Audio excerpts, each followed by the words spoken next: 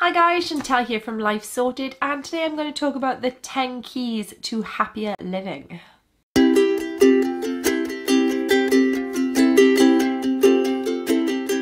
So this 10 keys that I'm going to talk about today are actions we can take in our life that lead to happiness. These are things that have been researched by a movement called Action for Happiness, and they have come up with these 10 ways, thoughts, kind of things we can do as a human race that make us happier. Now, you might not find that all of these things have a happiness feeling, or that you can even do all of these things, but they are things that came up in research when they were talking to people about what made them happy. These were the things that continually kept arising. So it is something that the human race as a group, it's the kind of thing that gives us that happy feeling overall and makes our lives a happier place to be. Action for Happiness, I will put all the links in the box below for you guys to go check out. It is a really interesting website. It breaks down these 10 keys into different actions you can take to kind of fulfill each of the keys. It is trying to make the world a happier place and lead people to happier living.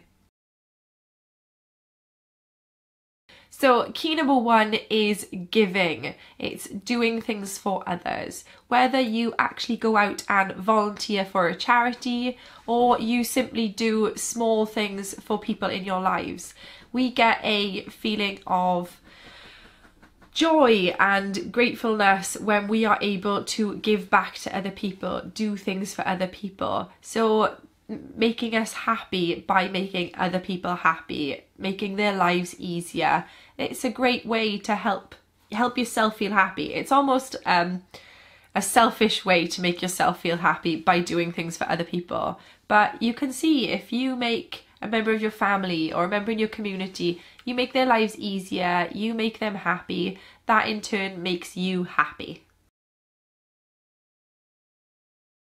Key number 2 is relating to other people. So connecting with people, whether this be friends or family, or making a new connection with somebody you don't know.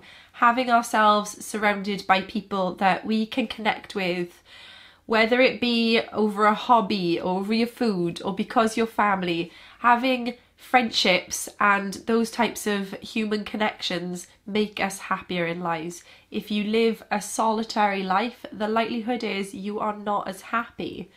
Even if you've only got a small group of friends, like me, I only have a very small family and a small group of friends, but connecting with those people on a daily basis, whether it's face to face or sending a quick message on my phone, having those connections, those human interactions makes you happier. Number 3 is exercise and looking after your body. Now, I'm not saying you have to become a gym bunny or anything like that, but simply knowing that we are taking care of our bodies makes us happier. So this could be eating well or taking exercise when you can. Both of those things make us feel happy. Knowing that we're eating good food makes us feel happy, and the endorphins and adrenaline you get from exercise makes you happy. So combining these things just to encourage ourselves to look after our bodies is a way to make you feel happier. Key number 4 is awareness. So this is along the idea of mindfulness, being more aware of the world around you and being more aware of yourself, your body, your place within the world. These things can help lead to a happier life. It's quite often a case of simply taking a few minutes out of your busy day to sit and be aware of what's going on around you. Take in your surroundings, the sounds, the feelings, the smells, everything. Take it all in, absorb it, and just be in that moment in time. Be in that place that you are, just for a few minutes. If we raise our awareness, we become more conscious of what is going on, and we live life more. We feel life a little bit more, if that makes sense. So you're not letting things pass you by, and you can take happiness in the small things in life instead of just them going on whilst you're preoccupied with something else. Number 5 is trying out new things and self-growth. So whether you want to learn a new skill or learn a language or try a sport or a hobby or a craft, keeping our minds and our bodies active with teaching it new things is a great way to keep you feeling happy. You get that sense of achievement if you manage to, you know, paint a picture or make a pot or do 50 sit-ups if that's your thing. But you get that sense of achievement from learning new stuff and pushing yourselves to keep educating yourself, whether it be a physical type of education or a mental one, but keeping on learning. No matter how old we get, teaching ourselves new things is great for us. It's great to keep our minds active, keep our minds young, and keep us going, keep us happy. It's also that idea of challenging yourself, to pushing yourself just that little bit. Because if you just kind of coast along, not teaching yourself anything new, not learning new skills, not educating yourself, the likelihood is, one, you'll get left behind from a lot of other friends and family who are learning new things, educating themselves, but also you're not challenging yourself, you're not giving yourself a purpose outside of your work. I mean, you can learn new things in work. Is there a new skill in work you can learn that will help make your job easier or help push you up your career ladder? Because even then, it's that whole idea that you're getting happier when you're making yourself do something. You're pushing yourself to be the best you can be. Number 6 is direction. Giving yourself little goals or big goals, stuff that is easy to do in a small amount of time or stuff that takes a long amount of time. Having goals that you are pushing yourself towards is really, really great for your happiness. Again, it kind of works into that last thing about teaching yourself new things. Giving yourself a goal in the future gives you something to look forward to, gives you something to push yourself towards. So you strive towards learning something or you strive towards completing something, it gives you that sense of accomplishment and makes you feel good when you do it. Whether it's a goal simply, like I've mentioned in past videos, of drinking more water every day.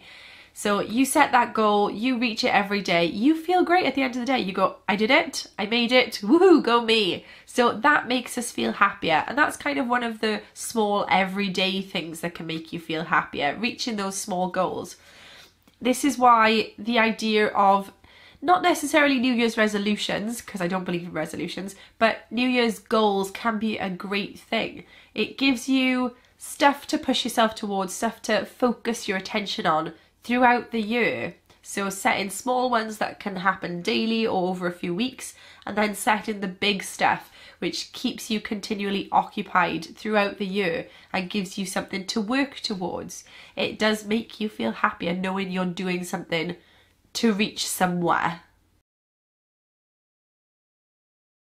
So number 7 is resilience. No matter what you do in your life, there is always going to be times of failure and loss and sadness and things going wrong. We can't get away from that. We're humans. We are not perfect. It happens.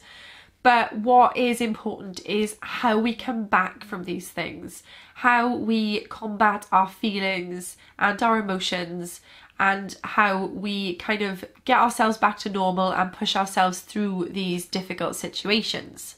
So whether it's a case of putting coping mechanisms in place or having a system that you use to get past certain things, having those in place will help you feel happier. It means you're not dwelling on these things because you know this happened now, but you can get past it. Sorry, oops, just curled up behind me. Sometimes it's a case of having a positive thinking attitude and knowing that this is one moment in time, but be positive that things will change, things will get better, you can get past it.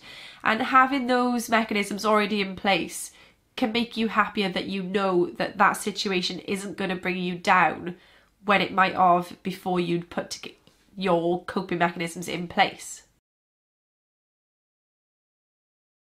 Number 8 is your emotions. The whole idea that positivity breeds positivity. So having a positive outlook on life makes you feel more positive as a person overall and makes you happier. It's important to be positive but also be realistic. There is no point striving for a goal that you know is never going to happen or is very, very, very unlikely to happen. You know, I would love to go to space, for instance. So, you know, putting a goal that you will go to space is great, but it ain't gonna happen. So you need to be positive but realistic about what you set yourself. Understanding your emotions and learning to feel stuff, not keeping things bottled in, not locking those emotions away, is a really important step to feeling happier in life. You have to be able to think through things and understand why you're feeling the way you're feeling. Whether it's a good or a bad feeling, simply being able to understand it and learn from it is a way to make us feel happier. This does bring me back to a point I've made before, which is a gratitude journal. That gratitude journal can help put stuff in place, work out your emotions and work through things and put a positive spin onto the end of every day pretty much. No matter how bad that day was, you see the positives at the end of the day and it makes you feel happier. It makes that day seem like it wasn't so bad and it was a good day. The last point for this one is to make time for fun, especially if you are a parent. Don't live in that constant space of stress and not having time to do stuff and feeling like you're frazzled and being pulled in a million directions. Make time for fun. Put it in the calendar and put it in your diary. Just pencil in 30 minutes a day if necessary where you have fun with your kids.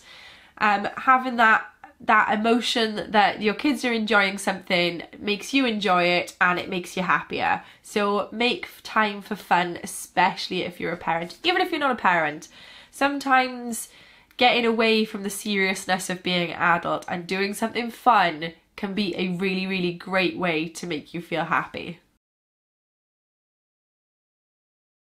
Number 9 is acceptance. Understanding that you are not perfect. Nobody in the world is perfect. The human race is flawed, but understanding you have those flaws and they're not necessarily a bad thing. Just accept them. I'm not saying not to push to change them. Sometimes flaws not need to be changed, but sometimes you feel like you will be happier if you can work through those flaws, but you will never be a perfect human because there is no such thing. You need to be kinder on yourself. Don't make yourself feel so bad. Don't push yourself down because of a specific flaw in your character or something that you deem to be a flaw. So again, they kind of all tie in, giving yourself direction and setting yourself goals to help get past something that is bothering you, help to work towards the better you, not the perfect you, but a better you, helps you feel better about yourself if you feel like you are striving to get past something. So for me, for instance, my weight. I do feel like I am too big, but I am doing something about that. I understand I'm too big. I don't beat myself up about it. I don't dwell on the fact that I'm overweight. What I am doing is trying to make a change. So I am making a positive change to become the better me that I can be. So that is making me happier. Knowing that I'm doing something about it makes me happier. And number 10 is meaning. So finding a purpose for your life. This is like the ultimate human question, I suppose. Why are we here? What are we on this planet for? What are we meant to do? So you know, it's one of those big questions, and I'm not saying that everybody is going to know the answer to it straight away, but giving your life a purpose or a reasoning makes you feel happy. If you know that there is something that you were put here to do, in other words, whether you are religious or not religious, simply knowing that there is a goal, a decision that you're here to do, that makes you feel happier. So for some people, this can simply be being a parent. I am here to look after this awesome little dude that I've got and to help him grow and educate him. Or faith is another one. Some people's faith give them a purpose in life. Maybe there is a job that you are born to do. You love your job. So giving yourself that purpose of being the best, whatever it is that you can be, drives you to be happier. So quite often it is a case of finding something that you are personally passionate about. Are you passionate about volunteering to help the homeless? Are you passionate about being a nurse? About writing books for children? Anything? Passionate about being a parent, looking after your kids? Is that what you've always wanted to do? Find out what your passion is, what you think you were put here for, what your reasoning for life is, and do that to the best of your ability. Really push yourself to be the best version of you, whatever that happens to be. Finding that meaning in your life, it will make you happy. So that is the 10 keys to happier living that have come from the Action for Happiness movement. Again, I will put their link in the box below. I will also put it on the screen here for you guys. Please go check them out. It is a really, really great website, great movement, and it gives you so many ideas on ways you can become happier and things you can do to help you live a happier, more fulfilled life. That is all for today, guys. Please do leave me a comment. Tell me what you think about these. Like I said, you don't need to fulfill all 10 of these keys. Simply find the ones that help make you happier or help you to pursue a more fulfilling life. So give me a nice big thumbs up, hit subscribe to join the Life Sorted community, and I will see you guys again soon. Bye!